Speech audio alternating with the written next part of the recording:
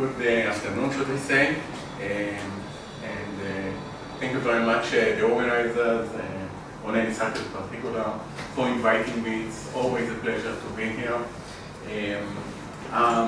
When Ronen approached me, I mean, the initial idea was to have something about Jordan and the Arab world, and that seems logical because one of the things that I've been doing, at least at the beginning of my career, is inter-Arab relations, and the place of Jordan in it obviously is very important. However, I thought to talk about something else which relates to something that I have been doing and discussing before some 10 years, and actually it's a product of a book that came out by Cambridge and called The Politics of National Celebrations in the Arab Middle East. This is the book. And in it I dealt with initially 6, eventually 5 Arab countries, Egypt, Saudi Arabia, and others, but including also Jordan. Let me also mention that the picture that you see there between Hussein and Rabin is the cover of my new book, which is, of course, incidentally, that was not intended, but we found that specific picture conveys something intimate, and that was something that we want to share with the reader. But that's a different story. Okay, so let me discuss about Jordan's place in the Middle East with regard to the role of national celebrations. Now, obviously, just one remark, or I would like to ask, who is the chairperson? 5 minutes before? Just let me know, give me a sign. Okay. So I think that whenever you approach any subject, you need first of all to deal with some of the theoretical foundations. So I'm not going to go into it deeply, but just to show you a little bit of what I've been doing in that book. So the big question is the quest for national identity, or what I call the biography of a nation. And obviously then you deal with the question of nationalism. And then if you go to Anthony Smith, then you can see the different schools of thought, primordialism, perennialism, modernism, and ethno-symbolism. I was fond of the last one, which is something that Anthony Smith developed, the ethno-symbolic framework, which I found very relevant to what I've been doing. And then, when all of them, I mean, whatever school of thought that you might think of or discuss, all of them deal with the issue of collective national memory, which is something that we are all familiar, I think, by now. And you can have also the kind of one of the definitions of that by Gershoni and Jankowski. What is important is to look at the different method or the different agents that are being used in order to understand the collective memory. And this is the education, archaeology, historiography, religion, and media. What is relevant for me, what is relevant for us, is the commemorative symbolism, which in some places is called a civil religion, which is the replacement of the old religion. So it's a kind of religion, but a different one, a civil one. Now, when you talk about the commemorative symbolism, then you can use these different places in order to develop your argument or to show what happened actually. And here you are talking about scripture, shrines, practices, naming street, music, icons, monuments. What is of interest to me here is the commemorative observances. So these are actually the national celebrations. So from here, we go further, and obviously the main agent here, or the main issue, is the celebrations, or the national calendar of the state. And these are divided into 2. The state-controlled national holidays and the non-state control, and these are mainly public festivals, carnivals, and so on. Like, I guess in London, the Notting Hill Gate Festival, okay? So it's a popular. This is something that came from below. It's not from above. My main study was not about festival. It was not about what came from above, from below, but mainly what came from above, which has its own limitations, obviously. But also, it was interesting to see that in Lebanon, at least one celebration emerged from below and was nationalized, so to speak, by the government. That is, by the way, the Hezbollah victory over Israel on the 5th of May in 2000. And when you talk about celebration, you talk mainly about ceremonies, and you have secular and religious. And here are the many components of them, the myth, the symbols, and the rituals, and so on. So here you can at least see the framework, the theoretical framework, which led me to investigate the specific countries in the book. Now, one of the basic questions that I ask myself is why rulers and people celebrate? Because you see it worldwide. I mean, it's everywhere. So why they do it? So I read, I wouldn't say all of the literature, you know, in anthropology and sociology, political science that dealt with the issue, but I covered quite a lot. And I deduced from there, I found at least 4 good, important reasons for that. And that is the first one is the desire or the need to develop national identity. That was very crucial, especially in the modern states in the Middle East, which were, some of them, many of them, created of nothing. Jordan is an excellent example of a state that we usually say it's an artificial state. But Iraq, it's the same story, and Syria, and Lebanon. Not so much Egypt, it's a different story. But in any case, what? And Israel. Yeah, I didn't want to go into it, but you're all right.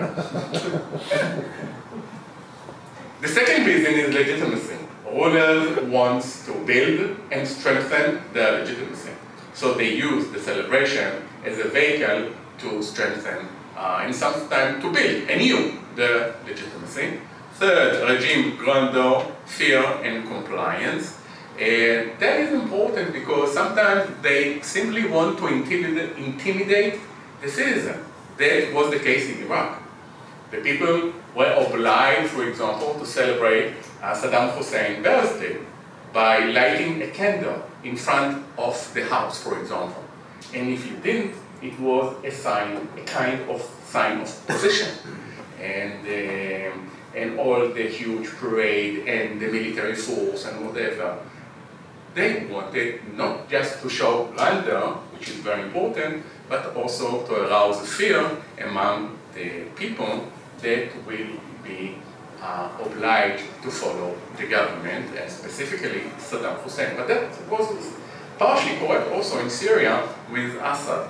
And then I found a very interesting thing, which is more related to the people and less to the regime. And this comes from the psychological studies.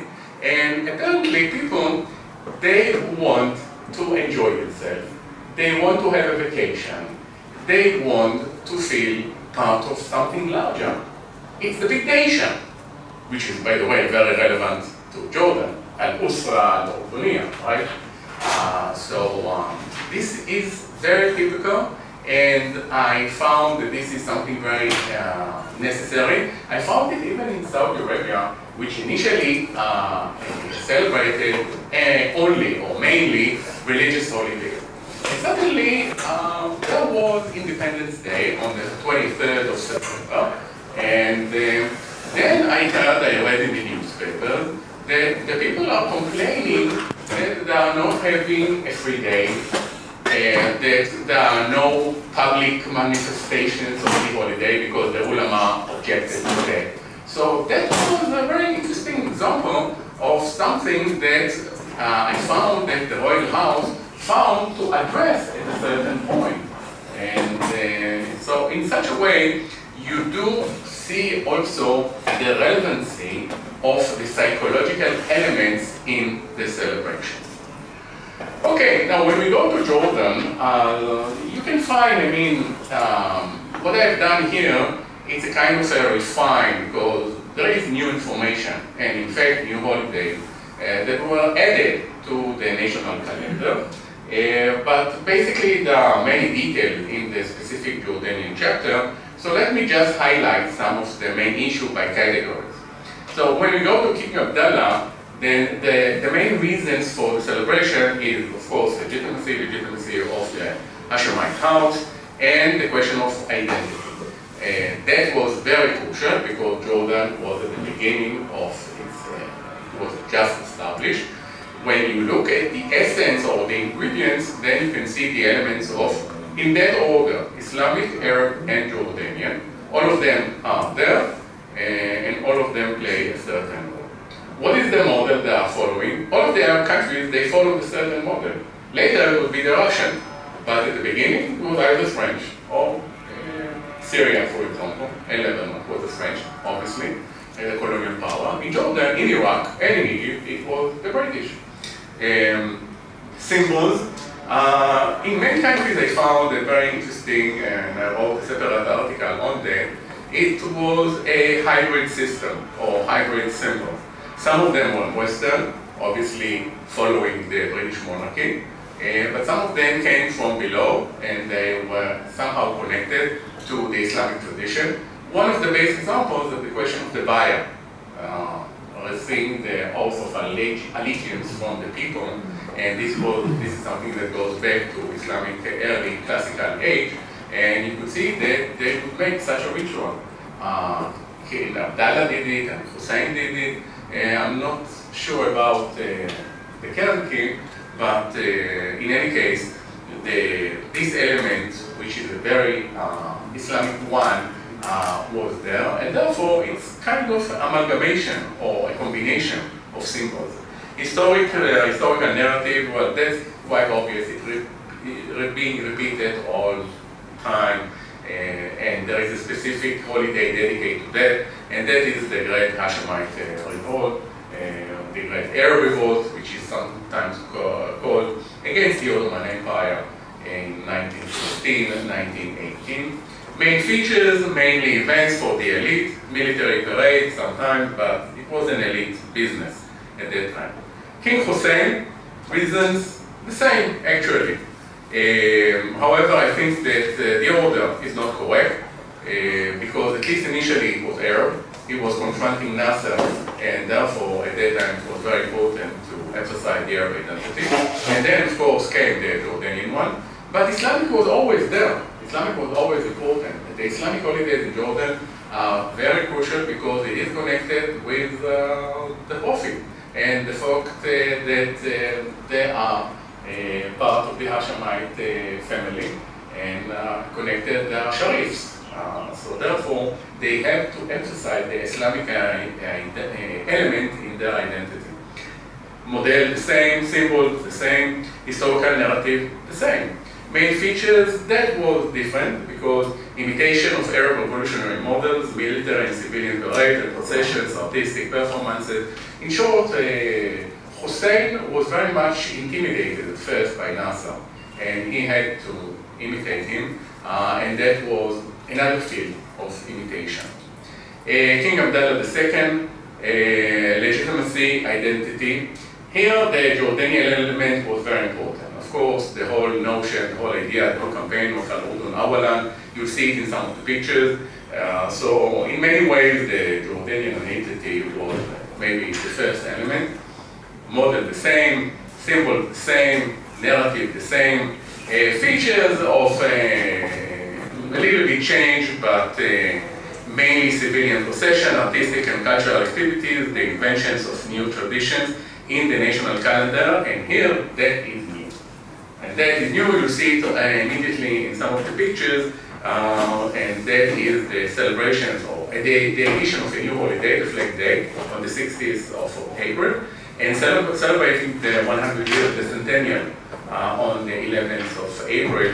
It is very interesting to see why they chose this specific day, and I understand that that was the first convention of the Jordanian government in 1921, which is not very heroic element or a heroic deed. You know, usually it's war, the liberation, or fighting against colonialism, something like that. But that is not part of the Jordanian history. So that is the event that they have chosen. By the way, this is an interesting story, but in 1999, Saudi Arabia was the first, in fact, to celebrate the centennial.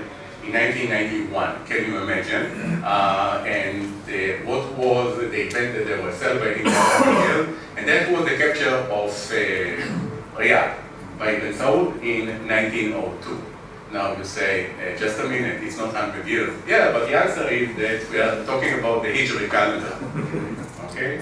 So again, here you have a more stronger Islamic element in the Saudi calendar. But that's interesting to compare, you know, to see the phenomena is different. So it is a completely secular event because 100 years, this is something that was not celebrated in the Ottoman or in Islamic empire.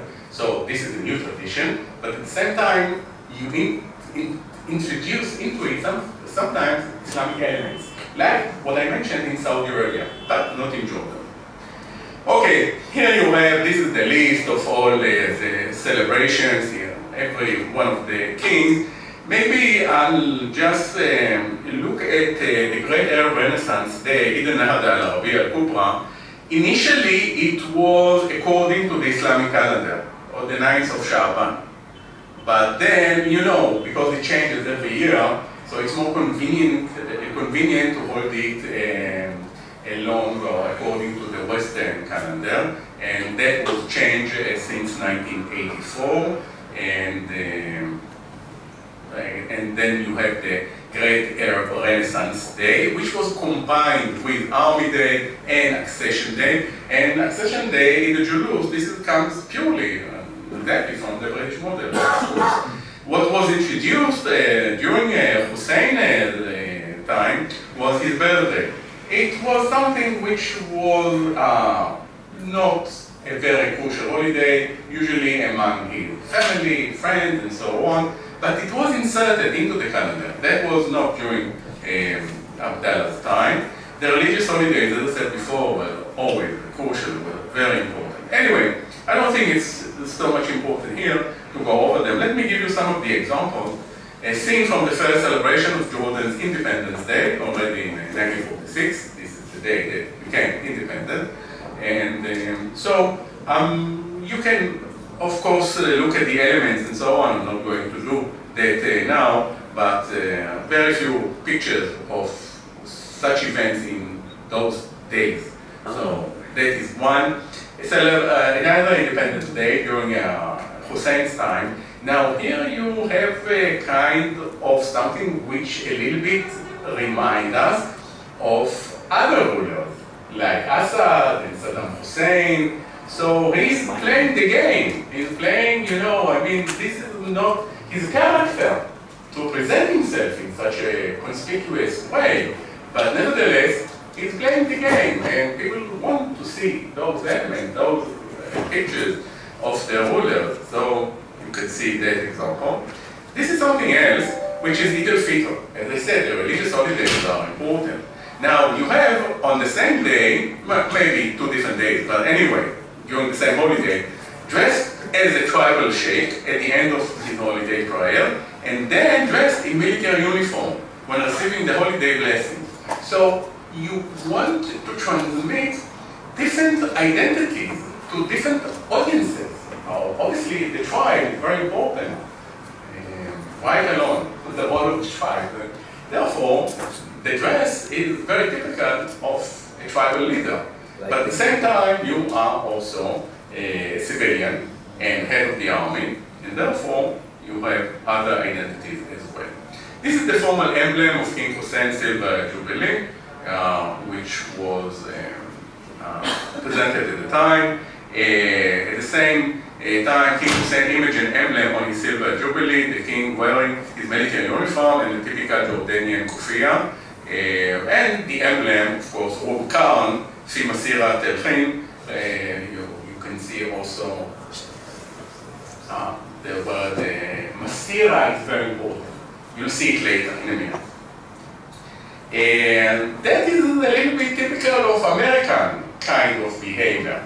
I've seen lately some movie on Kennedy, and that was quite similar. We are talking about 1961, 62, and here we are in 1999. But that is the coronation of Abdullah II, along with King Rania, and it was very important because, you know, her role is part of the Jordanian family, because she is a Palestinian, of course. So wherever she is, and she is in many places, at least at the beginning, that in order to show that we are the Jordanian family, we also have a Palestinian component. I'm very fond of that picture. On Independence Day, Jordan Hashemite line of succession, you can see from the beginning Hussein to Abdallah, even Talal is here, is short train, and then Hussein, and obviously the young one. But you see that everyone has a little bit different image in terms of his identity or the symbolism, which is more tribal, more religious, more military, and so on. So I think that is the point, to show the many faces of Jordan, and obviously the many faces of Jordanian rulers. It's a combination. This is the royal emblem of the 7th anniversary of Abdallah's accession, and Ayad al-Watan. Maybe, I'm not sure if you can see it, but the emblem, it consists of the word Jordan in Arabic, al-Urdu. Can you see it? The black, the white, the green, and the red. This is which is made of the colors of the flag. That was in 2006. Oh, this is again excellent. The anniversary of King Hussein's death and Abdallah's accession to the throne, the caption reads a familiar Arab expression: the best descendant of the best forefather. And he is looking at a mirror, and what he sees is his father. I mean, this is amazing. This is the campaign of Al-Urdun Walana, our land. On the occasion of King Abdallah's birthday, a drawing of his program, Jordan First, with a statement and a picture of the famous tourist site of Petra in the background. And that is the centennial, the Arab revolt into 2016. Nahda, you could see that, which was celebrated on 10th year as well. And finally, the Jordan centennial last year. And that is what Astamir wal Masira, the same Masira. And the procession is continuing, will continue, 100 years. There is the Flag Day, okay, which was added. In some countries, I mean, India was, in America, it exists as well. The only other country that celebrates the Flag Day is Lebanon, the only one. But I will say something maybe later on about it. This is the flag of the Arab Revolt, by the way. Anyway, do I have 5 minutes? Okay, so conclusions. First of all, the Jordanian calendar, in contrast to Arab countries, is a stable one. It hasn't changed. Some changes, and the addition of the Flag Day, and of course, once the centennial. But if you are familiar with the Syrian and with the Iraqi calendar, you would see the difference. Because the stable calendar signals continuity, stability. Whenever there is a new regime, in most cases, it changes the calendar. It changes the symbol, it changes the ritual, it changes the historical narrative. Because it wants to consolidate itself, legitimize itself. But that is not the case in Jordan. Jordan is a stable country with a succession of kings. And therefore, there is no need to make changes or big changes in the calendar. Thin calendar conveys stability and confidence. This is one of my arguments. I mean, after reviewing the different countries, because I saw that in Iraq, there were many holidays. In Syria, quite a few. And my conclusion was that when you feel secure, you don't need a celebration. So a thing calendar denotes or shows, demonstrates the stability or the confidence of the regime.